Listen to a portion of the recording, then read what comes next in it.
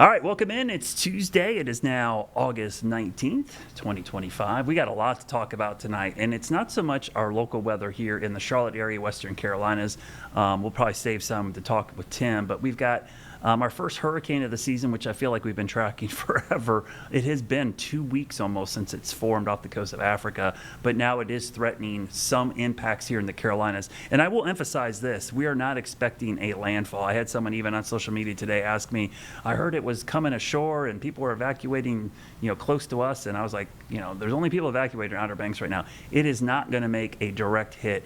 It's the indirect impacts and some direct impacts of it staying offshore, which we'll get into. But let's focus locally because it was a really nice day after the clouds have got out here. Boy, those clouds were pesky today. They lingered for most of the afternoon, but as you can see from our Mr. Sparky camera network, we're starting to see wall-to-wall sunshine develop out there. And it is nice to see the sunshine return because it was so gray for most of the day. But it did help keep the temperatures down. That's always the nice benefit of having clouds in the summer. It's kind of gray, but it keeps the temperature down. And we didn't have rain today. So once again, we saw dry conditions.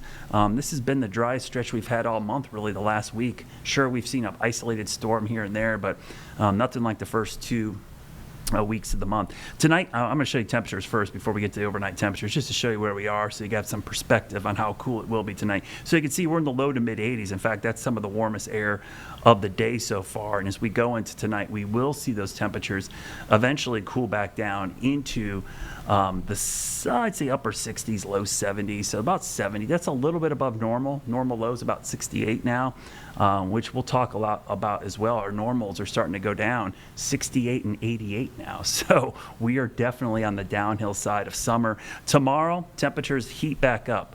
We're going to be back up around 90 because I expect sun most of the day.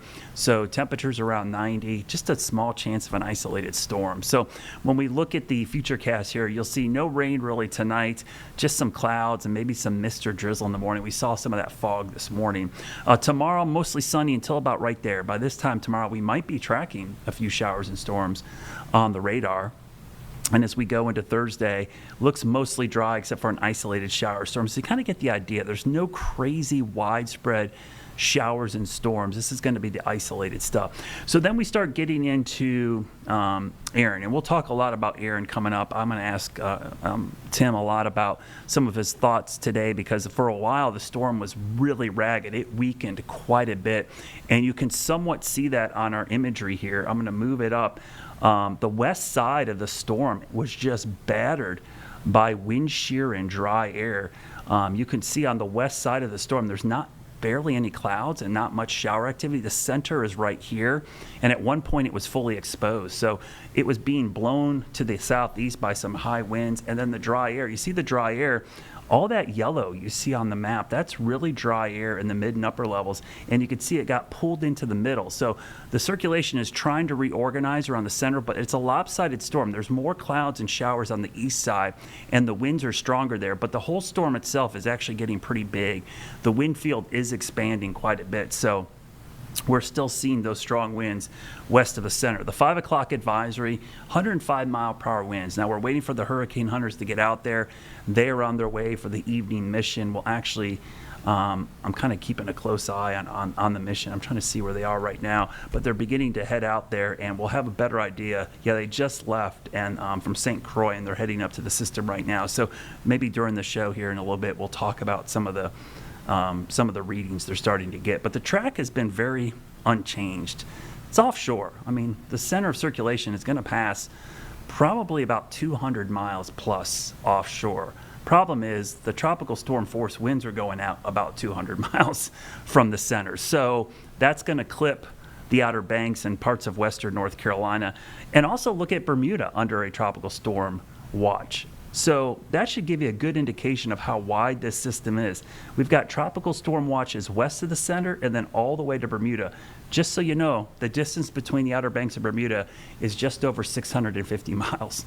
So we're expecting impacts over a pretty large area. Now, definitely more on the right side or the east side than the west side, but it's close enough. And the Outer Banks stick out there, so they're always very susceptible. We talked about this last week with Tim. The Outer Banks are just very vulnerable. Even today at high tide, there was overwash on the highway there. And it's, 2 days before the storm really impacts them. So that should give you an idea of how vulnerable they are. So we've got the storm surge warnings, and we do have tropical storm warnings for eastern North Carolina. So this will really tell you how wide the storm is, that the fact that we have tropical storm warnings and storm surge warnings, even with that far distance. The winds, I'll show you again the storm surge warning, which, by the way, the water is our number one concern. So here's a look at the winds. The probabilities of tropical storm force winds have actually gone down a little because of the lopsided nature of this. So 25, 30%. I mean, we're going to see tropical storm force winds, which are only 39 miles per hour, but the winds probably are not going to be the biggest story. These are the gusts, by the way, not sustained. The gust at Hatteras peaks somewhere in the mid-50s, and you're probably saying, wow, that's really windy. But if you've been to the Outer Banks, that's really not that crazy. Every nor'easter, coastal low, even in the summer, the wind's pretty much blowing 30, 35 on any given day. That's why it's a really windy, dune-laden, and very good surfing location here in the Carolinas, because they tend to have a lot of wind out there. So the winds actually aren't all that bad by Outer Banks standards, but the water is going to be the issue, and this is the big story. You see the storm surge potential, 3 to 6 feet in the Outer Banks. Remember, most of the Outer Banks, except for the dunes and the high points like at Kitty Hawk and some of those higher areas, it's only like a foot or two above sea level. So 3 to 6 feet is pretty significant. That's overwash for most of the island, and that will definitely wash out Highway 12. Now, the rip currents, boy, man, there's been so many rescues this week. I think at one point we had, over the weekend, like 300 or 400, and then yesterday there was another 200 in just Wrightsville Beach. So stay out of the water, please. It's just way too dangerous to be out there. So here's a look at our Futurecast, and we'll talk about this with Tim as well. It stays offshore. It may not even rain a drop in the Outer Banks. That shows you how far east that storm could be. But it will be windy, and it'll be one of those sunny, like flooding days. We have a lot of these sunny day floods now with high tides and king tides. This will be one of those days where there'll be overwash and likely flooding, even with sunshine and really windy conditions. So we'll talk with Tim more about that, and there's a lot to break down there. We'll show you some cameras from out there as well. But locally, no impact. So if you're in western and central Carolinas and even eastern North Carolina, you'd be hard pressed to know the storm is even out there. Maybe the biggest impact we're going to see is on the backside. It's going to help pull down some cooler air, and we could see temperatures next week very pleasant, low 80s, upper 70s, morning lows maybe down into the 50s. So kind of some crisp, cool air, kind of people like to call it a false fall, but this is pretty typical at the end of August. Every year we tend to see some of the first cold fronts make a run at us. They don't last forever. It's not going to be sustained.